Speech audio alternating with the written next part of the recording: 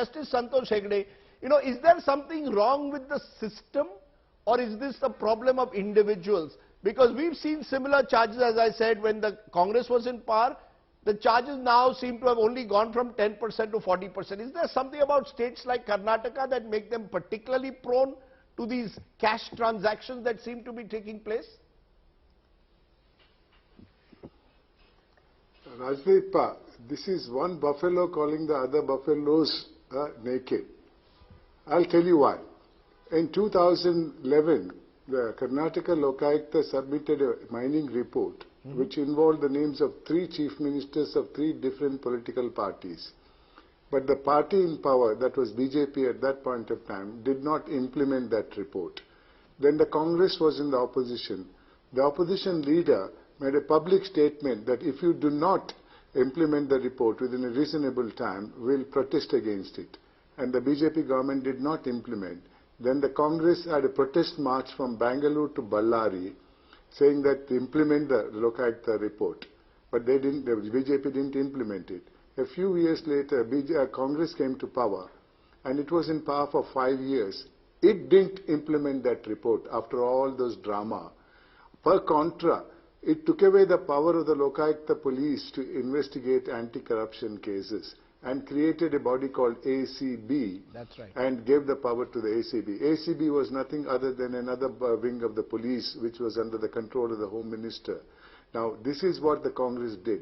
At that point of time, BJP was in the opposition, and then the opposition BJP party made a public statement that if we come to power again, within 24 hours we'll dismiss the ACB and give the power back to the Lokayukta and strengthen the Lokayukta in regard to anti-corruption cases.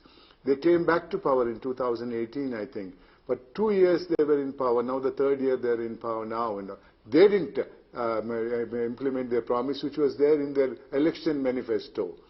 Per contra, it is the High Court of Karnataka which quashed the appointment of ACB for anti-corruption cases in the Lokayukta. It is not the BJP government and all.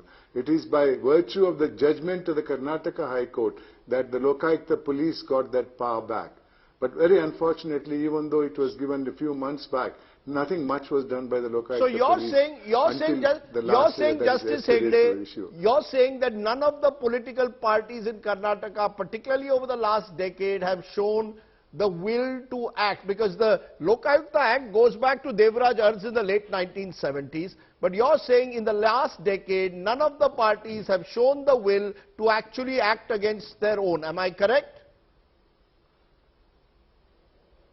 You are 100% correct, but then I want to correct you in one thing. It is not Mr. Devaraja's time the Lokayukta Act was enacted. It was enacted in 1984 when Janata government was in power, when Mr. Ramakrishna Hegde was the Chief Minister, and the first Lokayukta was appointed in 1986. Therefore, it came into power, rather existence only in 1986. Much later than Mr. Devaraja's time. Yeah. But why do you think, are you therefore convinced that the Lokayukta is independent? Do you believe that it is possible for a Lokayukta to be independent and indict the political class? I know you have shown that courage, but how many people like you are there?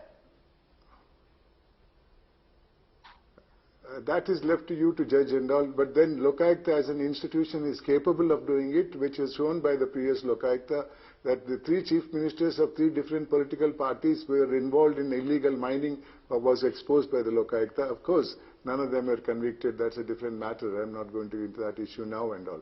But corruption, let me tell you, is not confined to any political party.